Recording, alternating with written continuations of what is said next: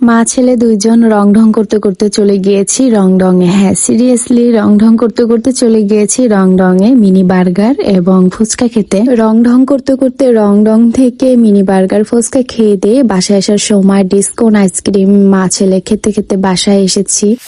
So hi everyone, আসসালামু আলাইকুম। সবার কি অবস্থা, কেমন আছেন? আশা করি সবাই ভালো আছেন। আমি এবং আমার বাবাই একটু ঘোরার জন্য বের হই। তখন সন্ধ্যা রাত, মানে মাগরিবের আজানের একটু পরেই বের হয়েছি। ইদানিং কেন যেন দিনের বেলা থেকে রাতের বেলায় বাহিরে ঘুরতে যেতে একটু বেশি ভালো লাগে, বাট সন্ধ্যা টাইম মানে সন্ধ্যা রাতের দিকে বাসার বাহিরে বের হলে বেশি একটা দূরে চাইলেও যাওয়া যায় না, বাসার আশেপাশেই থাকতে হয়, তবুও ভালো। আচ্ছা যাই হোক, বাবাইকে নিয়ে যখন বাইরে হাঁটার জন্য বের হই, হাঁটতে হাঁটতে তখন বাবাইকে আমি জিজ্ঞাসা করি, তুমি কি কিছু খাবা? কি খাবা বলো? যখন আমি বাবাইকে খাওয়ার কথা বলতেছিলাম ওই সময় আমরা কনফেকশনের দোকানের সামনে ছিলাম, যে কনফেকশনের দোকান থেকে আমরা সব সময় কেক মানে ক্রিম কেক কিনি, আরো যাবতীয় অনেক কিছুই কেনা হয়। আমি ভেবেছিলাম বাবাই সেদিনও ক্রিম কেকের কথাই বলবে, কিন্তু না, সেদিন আর সে ক্রিম কেকের কথা বলেনি। বাবাইকে কি খাবা বলাতে বাবাই ভেবে বলতেছিল,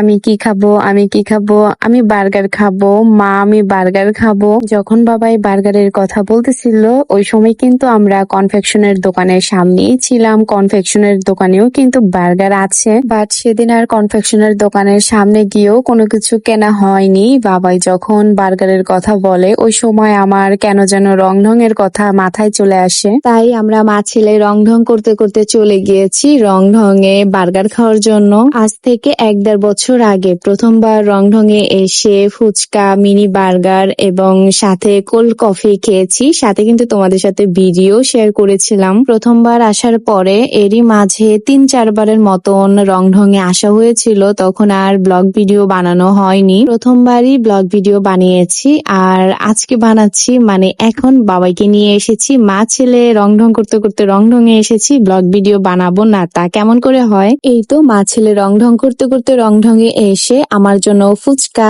আমার বাবার জন্য মিনি বার্গার অর্ডার দেই। অর্ডার দেওয়ার অনেকক্ষণ পরে রংঢং করতে করতে আমাদেরকে মিনি বার্গার ফুচকা দেওয়া হয়, সাথে করে আবার একটা পলিথিনের হাত দেওয়া হয় বার্গার খাওয়ার জন্য। পলিথিনের হাত পরার জন্য আমার বাবাই কত কি যে করতেছিল। ট্রাস্ট মি গাইস, পলিথিনের হাত পরে যে বার্গার খেতে হয় সেটা আমি আজও জানি না, আমার বাবাই কি করে জানলো সেটাই আমি বুঝতে পারছি না। যাই হোক, রংঢং করতে করতে রংঢং-এ এসেছি, রংঢং করেই তো খেতে হবে, এটাই স্বাভাবিক। এই যে যেমন আমি একটু ঢং করে আমার বাবার কাছ থেকে বার্গার চেয়ে খেয়েছি, আমার বাবাই দিয়েছে আমার কাছ থেকে ফুচকা খাবে বলে, সে বার্গার খেয়ে ফুচকা খাবে, কিন্তু গাইস বিশ্বাস করেন আমি না ফুচকা রাখতে একদমই ভুলে গিয়েছি, হাবুস গুবুস খালি খেয়েছি আর খেয়েছি। আমার বাবাই বার্গার খাওয়া শেষ করে ফুচকা না দেখতে পেয়ে যখন জিজ্ঞাসা করে আমার জন্য ফুচকা রাখলা না, মনটা একটু খারাপ করে বলেছিল। ওই মুহূর্তে আমি কি বলবো, বলেছিলাম বাবা তুমি ফুচকা খেতে পারবা না, অনেক ঝাল দিয়েছে, বোম্বাই মরিচের ঝাল। আমার বাবা একদিক দিয়ে অনেকটাই লক্ষ্মী, কিছু বুঝালে বোঝার চেষ্টা করে,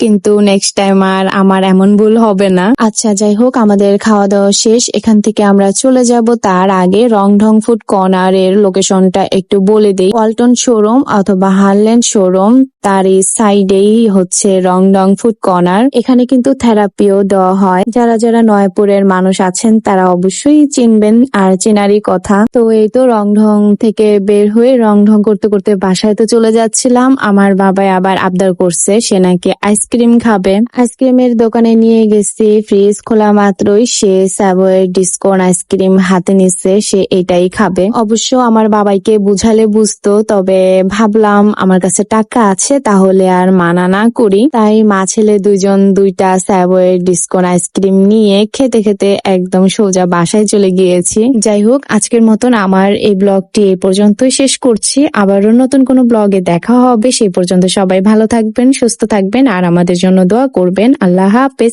so thanks for watching my video.